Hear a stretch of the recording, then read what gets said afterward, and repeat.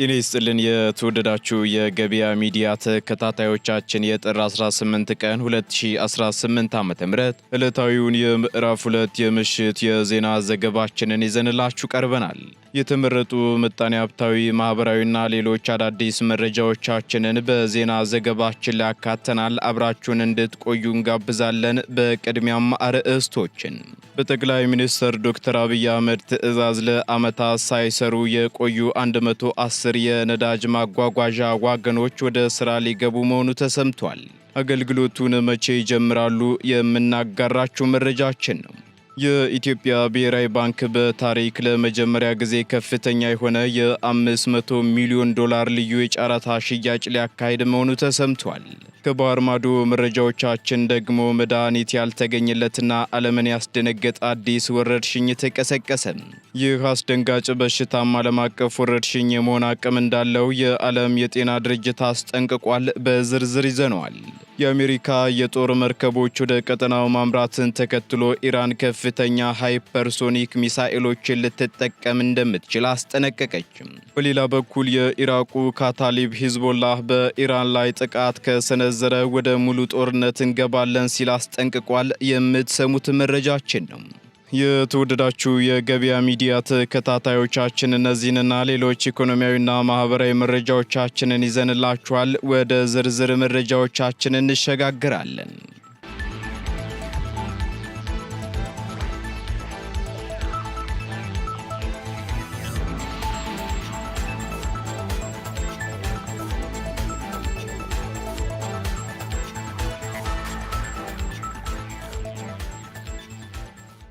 በኢትዮጵያ የማርበርግ ቫይረስ በሽታ ወረርሽኝ መከሰቱ ከታወጀበት ህዳር 5 ቀን 2018 ዓ.ም ጀምሮ በወረርሽኙ የተጠረጠሩ ዜጎችን የመመርመርና የተገኘባቸውንም ዜጎች የመለየት ስራዎች ሲሰሩ መቆየታቸውን የጤና ሚኒስቴር አስታውቋል።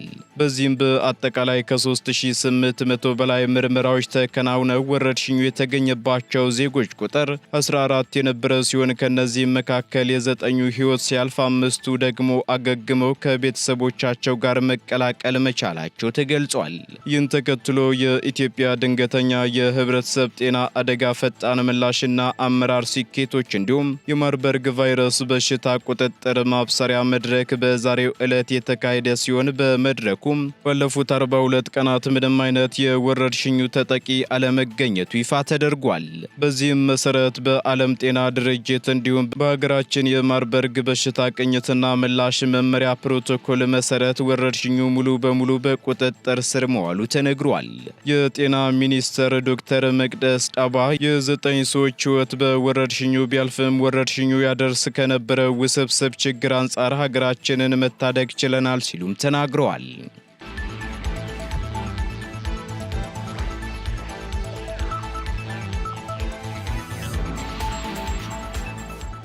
በታሪክ ከፍተኛ የሆነ የ500 ሚሊዮን የአሜሪካን ዶላር ልዩ የጨረታ ሽያጭ ሊካሄድ መሆኑ ተገለጸ። የኢትዮጵያ ብሔራዊ ባንክ ነገ ማክሰኞ ጥር 19 ቀን 2018 ዓ.ም የ500 ሚሊዮን የአሜሪካ ዶላር ልዩ የጨረታ ሽያጭ እንደሚያካሂድ አስታውቋል። ይህ በአይነቱ ከፍተኛ የሆነው የውጭ ምንዛሬ ሽያጭ የገንዘብ ፖሊሲ ግቦቹን ለማሳካትና በገበያው ውስጥ ያለውን የውጭ ምንዛሬ ፍላጎት ለማርካት ያለመ መሆኑም ተገልጿል። ጨረታው ባንኩ እንደ አውሮፓውያን አቆጣጠር ከሐምሌ 2024 ጀምሮ ተግባራዊ እያደረገ ያለው የማክሮ ኢኮኖሚ ማሻሻያ ተከትሎ የገበያ መር የውጭ ምንዛሬ ተመን ስርዓትን ለመደገፍና የጥሬ ገንዘብ ዝውውርን ለመቆጣጠር ከሚጠቀምባቸው ስልቶች አንዱ መሆኑ ይታወቃል። ይህ የ500 ሚሊዮን ዶላር የገበያ ጣልቃ ገብነትም በግል ዘርፉ ለሚታየው የውጭ ምንዛሬ እጥረት ትልቅ እፎይታ እንደሚሰጥና የብርን የመግዛት አቅም ለማረጋጋት አስተዋጽኦ እንደሚኖረውም ይጠበቃል። የኢትዮጵያ ብሔራዊ ባንክ በቅርቡ ባደረጋቸው የውጭ ምንዛሬ ጨረታዎች ላይ ከፍተኛ የባንኮች ፍላጎት የታየ ሲሆን ገበያውም ደግሞ ተወዳዳሪ እየሆነ መምጣቱ ይነገራል። በዚህም ባለፈው ጥር 12 ቀን 2018 ዓ.ም በተደረገው የ15ኛው ዙር ጨረታ ላይ አንድ የአሜሪካ ዶላር 154 ብር ከ78 ሳንቲም አማካኝ ዋጋ መሸጡ ይታወሳል። በዚህም ማዕከላዊው ባንክ ለጨረታ ያቀረበው 70 ሚሊዮን ዶላር ቢሆንም በጨረታው የተሳተፉ ባንኮች ባቀረቡት ዋጋ የተጠቀሰው አጠቃላይ የውጭ ምንዛሬ መጠን ግን 94.7 ሚሊዮን ዶላር እንደሆነም ብሔራዊ ባንክ በወቅቱ ይፋ ያደረገው የውጤት መግለጫ አሳይቷል።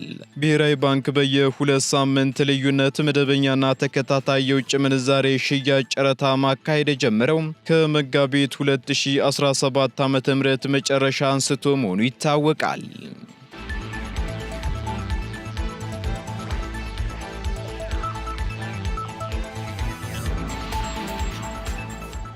ከነገ ጀምሮ የነዳጅ ምርቶች የሚጓጓዙት በባቡር መሆኑ ተሰማም።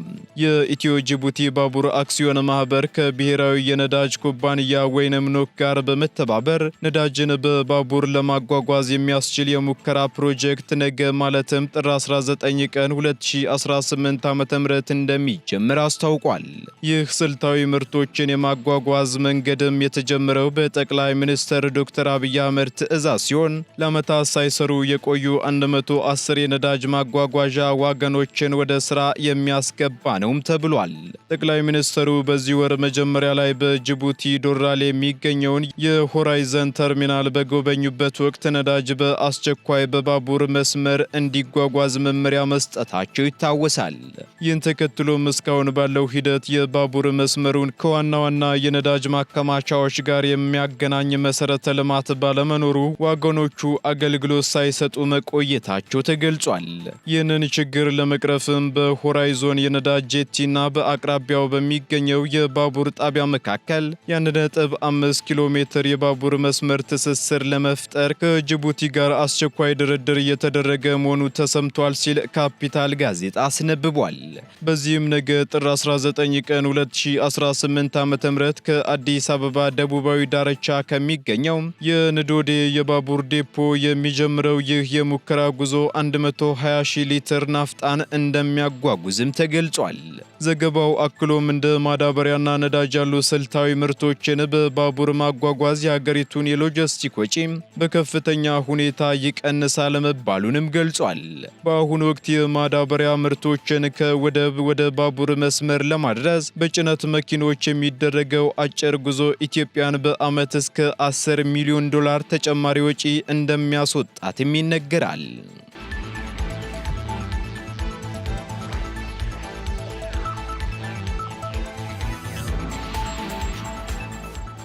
ባለስልጣኑ ከ20 በላይ የሕክምና ስህተቶች በሰሩ ነርሶችና ሐኪሞች ላይ እርምጃ መውሰዱን አስታወቀም።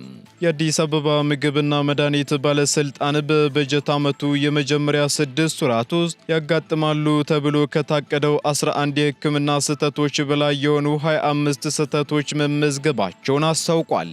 እነዚህ የሕክምና ስህተቶች በዜጎች ላይ ለከፋ የአካል ጉዳትና ለህልፈት ምክንያት እየሆኑ መምጣታቸውን የገለጹት የባለስልጣኑ የጤና ተቋማትና ባለሙያዎች ቁጥጥር ዳይሬክተር አቶ ገልገሎ ኦልጅራ ተቋሙ የቀረቡለትን አቤቱታዎች መነሻ በማድረግም በተለያዩ የሕክምና ዘርፎች የተሰማሩ ባለሙያዎችን ያቀፈ የምርመራ ኮሚቴ በማቋቋም ውሳኔዎችን ሲያስተላልፍ ቆይቷል ብለዋል። እንደ ዳይሬክተሩ ማብራሪያ ከሆነ አብዛኞቹ ቅሬታዎች የቀረቡት በሐኪሞችና በነርሶች ላይ ሲሆን ባለስልጣኑም በበኩሉ እንደየጥፋቱ ክብደት መጠን ከቀላል እስከ ከባድ ያሉ አስተዳደራዊ እርምጃዎችን በባለሙያዎች ላይ ወስዷልም ብለዋል። የሕክምና ስህተት የገጠማቸው ግለሰቦች በራሳቸው ታማሚው ለህልፈት ከተዳረገ ደግሞ በወዳጅ ዘመዶቻቸው በኩል አቤቶታቸውን ለባለስልጣኑ ማቅረብ እንደሚችሉም ተገልጿል።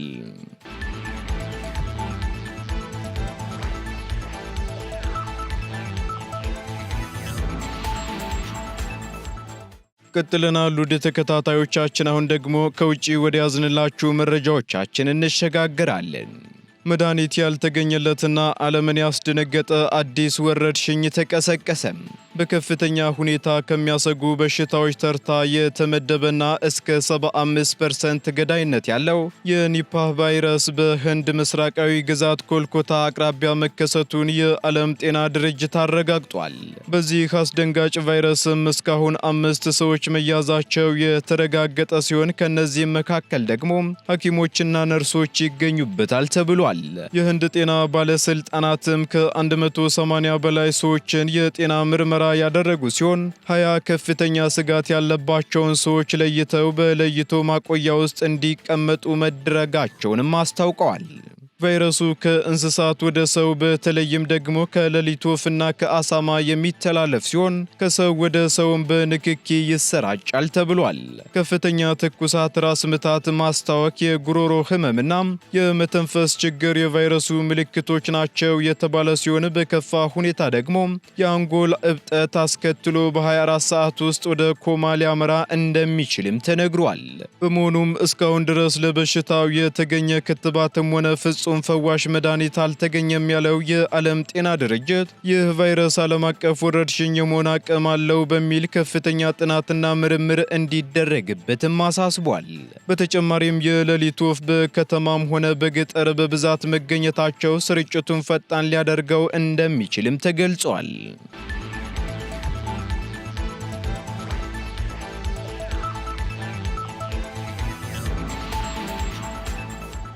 የአሜሪካ የጦር መርከቦች ወደ ቀጠናው እያመሩ መሆኑን ተከትሎ የየመን አማጽያን በቀይ ባህር ላይ አዲስ ጥቃት ሊሰነዝሩ መሆኑን አስጠነቀቁም።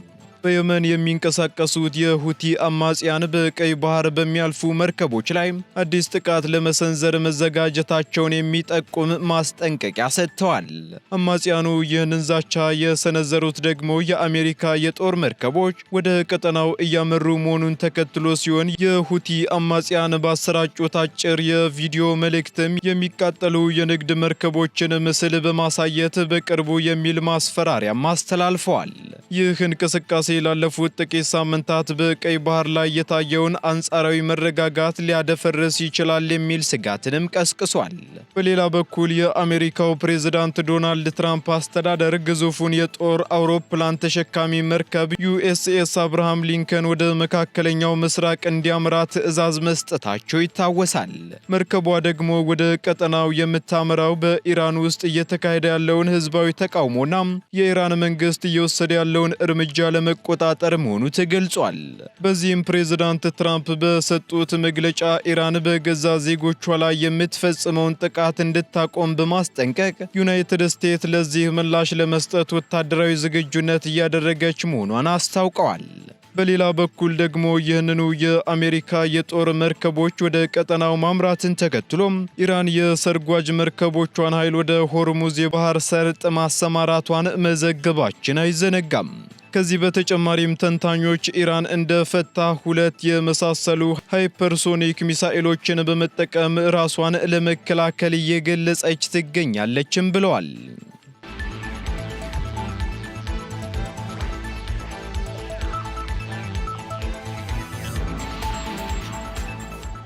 በተያያዘ መረጃም የኢራቁ ካታኢብ ሂዝቦላህ በኢራን ላይ ጥቃት ከተሰነዘረ ወደ ሙሉ ጦርነት እንገባለን ሲል አስጠነቀቀም። በኢራቅ የሚንቀሳቀሰውና በኢራን የሚደገፈው የታጠቀ ቡድን ካታኢብ ሂዝቦላህ በኢራን እስላማዊ ሪፐብሊክ ላይ የሚሰነዘር ማንኛውም ወታደራዊ ጥቃት በቀጠናው ታይቶ የማይታወቅ ሙሉ ጦርነት እንደሚቀሰቅስ አስጠንቅቋል። የቡድኑ ዋና ጸሐፊ አቡ ሁሴን አልሐሚዳዊ በሰጡት ይፋዊ መግለጫም በኢራን ላይ ጦርነት መክፈት ለጥቃት አድራሾቹ ቀላል ግጥሚያ እንደማይሆንላቸውና ውጤቱም እጅግ አስከፊ እንደሚሆን ገልጸዋል። አልሐሚዳዊ በመግለጫቸው እንደተናገሩት ከሆነ ኢራንን ከማንኛውም የውጭ ወረራ መከላከል ለቡድናቸው ሃይማኖታዊ፣ ሞራላዊና የወንድማማችነት ግዴታ እንደሆነም ተናግረዋል። ማንኛውም በኢራን ላይ የሚሰነዘር ጥቃትም በቀጥታ በኢራን ኢራቅና በቀጠናው የሚገኙ የአሜሪካ ወታደራዊ ካምፖችንና ስትራቴጂካዊ ጥቅሞችን የጥቃት ኢላማ እንደሚያደርግም አክለዋል። ይህ ማስጠንቀቂያ የመጣው ደግሞ አሜሪካ የአውሮፕላን ተሸካሚ መርከቧን ዩኤስኤስ አብርሃም ሊንከንን ጨምሮ በርካታ የጦር መርከቦችን ወደ ፋርስ ባህረ ሰላጤ ባስጠጋችበትና የቀጠናው ውጥረት በከፍተኛ ሁኔታ በናረበት ወቅት ነው ተብሏል። የፖለቲካና የደህንነት ተንታኞች እንደሚሉት ከሆነ ደግሞ የካታኢብ ሂዝቦላህ መግለጫ ኢራን በቀጠናው ባሏት የመቋቋም ጥምረት አጋሮቿ አማካኝነት ሊሰነዘር የሚችልን ማንኛውም ጥቃት ለመመከት ያላትን ዝግጁነት የሚያሳይ ነው ብለዋል። ይህ ሁኔታ ደግሞ ቀድሞውኑ በውስጥ ፖለቲካዊ አለመረጋጋት ውስጥ ያለችውን ኢራቅን በአሜሪካና በኢራን መካከል ለሚቀሰቀስ ቀጥተኛ ግጭት ዋነኛ የጦር ግንባር ልትሆን ትችላለች የሚል ከፍተኛ ስጋትም ተደቅኗል። በአሁኑ ወቅትም በመካከለኛው ምስራቅ የሚገኙ ወታደራዊ ኃይሎች ከፍተኛ ዝግጁነት ላይ የሚገኙ ሲሆን የዓለም አቀፉ ማህበረሰብም ሁኔታ ወደማይመለስ ቀጠናዊ ቀውስ እንዳያመራ በስጋት እየተከታተሉት ይገኛሉ ሲል አልጀዚራ አስነብቧል።